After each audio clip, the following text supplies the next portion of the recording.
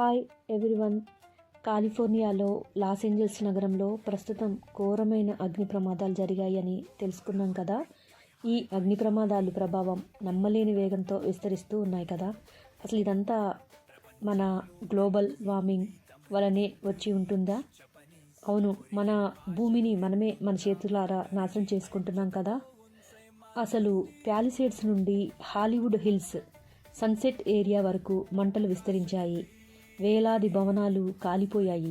ఈ ప్రాంతం పూర్తిగా నాశనం కావటానికి కారణమైన వాటి మధ్య 7,500 మంది అగ్నిమాపక సిబ్బంది, 1,162 ఫైర్ ఇంజన్లు మరియు 31 హెలికాప్టర్లు తమ ప్రాణాల్ని బలిపెడుతున్నాయి. వాటికి తోడుగా 6 వాటర్ ట్యాంకులతో నింపబడిన ఎయిర్ క్రాఫ్ట్ కూడా ఎంతో చాకచక్యంగా పనిచేస్తున్నాయి. అవి ఒక్క క్షణంలోనే ఎంతో వాటర్ని ఫిల్ చేసి విస్తారంగా మంటల్ని అదుపు చేయడానికి సహాయపడుతున్నాయి. అసలు శాంటా అనా గాలులు వేగంగా మంటలను వ్యాపింపచేశాయి. ఈ గాలుల వేగం 60 మీటర్లు పర్ అవర్, అంటే 96 కిలోమీటర్లు గంటకి. తక్కువ తేమ ఉండటం వల్ల మరియు పొడి నేల ఉండటం వల్ల ఈ అగ్ని ఎక్కువగా చెలరేగటానికి కారణమయ్యింది అని చెప్తున్నారు. మొదటి 6 గంటల్లోనే 1000 ఎకరాలు దగ్ధమయ్యాయి. బుధవారం నాటికి మొత్తం 10,000 ఎకరాలు కాలిపోయాయి. 30,000 ఎకరాలు పూర్తిగా నాశనమయ్యాయి. అనేక ఇళ్లను ఖాళీ చేయాల్సి వచ్చింది. ఇక్కడ 10 మంది ప్రాణాలు కోల్పోయారు కూడా. గురువారం కొంతమేరకు మంటలు తగ్గినట్లు భావిస్తున్నా కూడా పరిస్థితి ఇంకా పూర్తి స్థాయిలో అదుపులోకి రాలేదు. హెలికాప్టర్లు, ఫైర్ ఇంజన్లు, వాటర్ ట్యాంకర్లు, ఎయిర్ క్రాఫ్ట్లు అపరిమిత కష్టాన్ని అనుభవిస్తూ ఈ అగ్ని ప్రమాదాన్ని అదుపు చేయడానికి శ్రమిస్తున్నారు.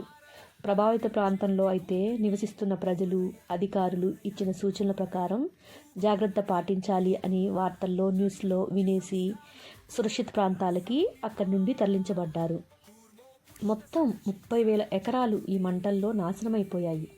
కానీ ఇవి సమాచారంలో మాత్రమే మనం తెలుసుకోగలుగుతున్నాం.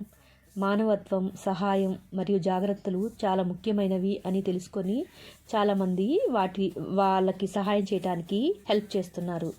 మనం కూడా వాళ్ళకి సహాయం చేసేందుకు ప్రతి ఒక్కరి బాధ్యత అని తెలుసుకుంటున్నారు. కానీ దానిలో ఎంతోమంది వాళ్ళ కష్టమైన ఇల్లు కట్టుకొని ఎంతో సంతోషంగా ఉండాల్సిన ఇల్లు వాళ్ళ కళ్ళ ముందే కాలి బూడిదైపోతుంటే ఎంతంటే ఎంత బాధపడి ఉంటారో కదా.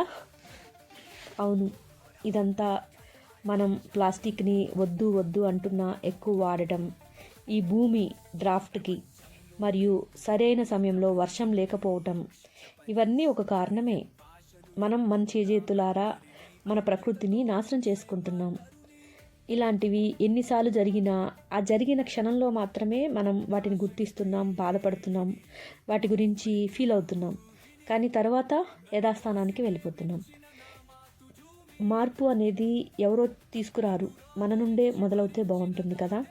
సో ఇక మీదటైనా కొంచెం మీ చేతిలో ఉన్నదాన్ని వాటర్ని సేవ్ చేయండి.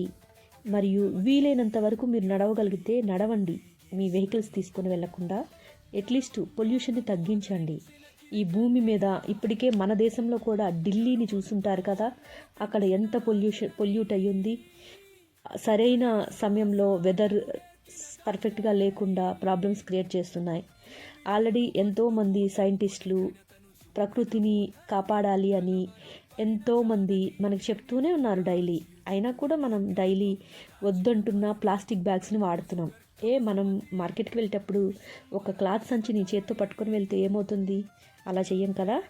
వెళ్ళేసి అంతనే అక్కడ ఉన్న మళ్ళీ కొత్త కవర్స్ని ఇంటికి తెచ్చుకుంటున్నాం. అవి వేస్ట్ అంటూ డస్ట్బిన్లో పడేస్తున్నాం. వాటిని డంప్ చేయలేక ఆ డంప్ చేసిన వాటిని మన భూమి ఎన్ని సంవత్సరాల తర్వాత అవి అలాగే ఉండిపోయి గ్లోబల్ వార్మింగ్కి కారణమవుతుంది. ఇప్పటికే మనకి సరైన టైంలో వర్షం పడటం లేదు. చలి రావాల్సిన టైంలో ఎక్కువ చలి రావటము, పొగమంచు రావటము, దీనివల్ల చాలా చోట్ల మనకి హెలికాప్టర్లు మరియు ఫ్లైట్స్ ఆగిపోవటము, డిలే అవ్వటము, ఇలాంటివి మన దేశంలో కూడా చూసున్నాం కదా. కానీ ఇప్పుడు జరుగుతున్న ఆ అమెరికాలో ఉన్న ఉపద్రవం నిజంగా అన్ని ఫెసిలిటీస్ వాళ్ళకి ఉన్నాయి.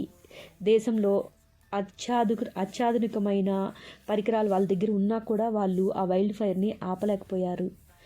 ఇంకా ఇంకా అది ఇప్పటికే మరలా ఎప్పుడు చెలరేగుతుందో కూడా చెప్పలేరు అనమాట.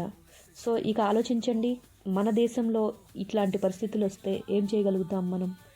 సో ఇప్పుడైనా కళ్ళు తెరుచుకొని కొంచెం మన దేశం పట్ల, మన భూమి పట్ల, ప్రకృతి పట్ల మనం మంచిని ప్రేమిస్తూ వీలైనంత వరకు చెట్లని కొట్టేయకుండా, వాటిని నరకకుండా కాపాడుకుందాం. మనం చెట్లు వేసేసి అలా వదిలేయద్దు, వాటిని వాటర్ తోటి పోసి ప్రేమించుదాం. ఉన్న పొలాల్ని పూర్తి చేసుకుంటూ వాటి మీద మిద్దెలు కట్టుకొని డాబాలు కట్టుకొని ఉంటే రేపు తినడానికి ఏం లేకపోతే ఏం చేయగలుగుతాం? ఇప్పటికే మనం తింటుంది ఏం తింటున్నామో కూడా తెలియటం లేదు. పాయిజన్ తింటున్నామా? ఒక పిల్లాడికి బనానా పెట్టాలి అంటే అది నిజంగా మంచిదా కాదా అని ఆలోచించాల్సి వస్తుంది. మనం తినే ప్రతి ఒక్క ఫుడ్ డబ్బు ఇస్తున్నా కూడా హెల్దీగా ఆరోగ్యకరమైనది తింటున్నామా అనేది డౌటే కదా. సో వీలైనంత వరకు సంపాదించుకోండి, కానీ అన్యాయంగా ఎదుటి వాళ్ళ అనారోగ్యాన్ని మీరు క్రియేట్ చేస్తూ డబ్బు సంపాదించొద్దు. వీలైనంత వరకు ఆరోగ్యకరమైన ఫుడ్ని పండించండి, ఆరోగ్యకరమైన దాన్ని అందించండి. సంతోషంగా జీవించండి, అందరినీ సంతోషంగా ఆరోగ్యంగా ఉంచండి. మన భూమిని మనం కాపాడుకుందాం. ఇక మీదటైనా ప్రతి ఒక్కరూ కళ్ళు తెరవండి. సరే, మీరు మిగతాది న్యూస్లో వినే ఉంటారు. మరొకసారి అక్కడ లాస్ ఏంజల్స్లో ఏం జరుగుతుందో తెలుసుకొని మన భూమిని ప్రేమించి కాపాడుకోవటానికి ప్రయత్నించండి. ఇట్లు మీ అనుశ్రీ మెండు.